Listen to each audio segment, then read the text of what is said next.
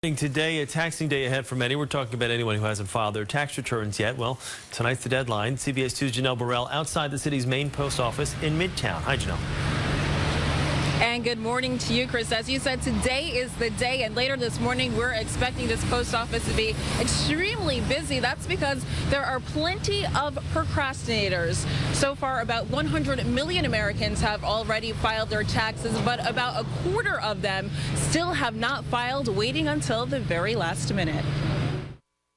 It kind of scares me a little bit, the idea of being late. And now, with just hours before the tax filing deadline, if you haven't sent your forms in, you better get moving. But you're not alone. According to a recent poll, nearly a quarter of Americans wait until the last minute to file their taxes.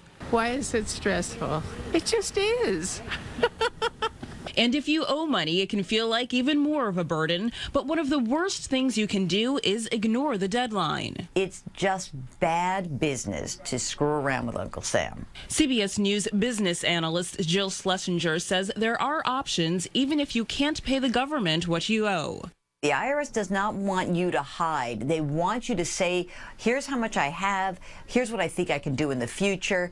And frankly, if you are proactive, chances are they're going to work with you. One option, file and pay what you can. If you can't pay everything at once, ask for a payment plan.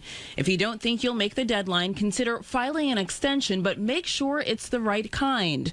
One type will allow you an extra 120 days to pay your taxes.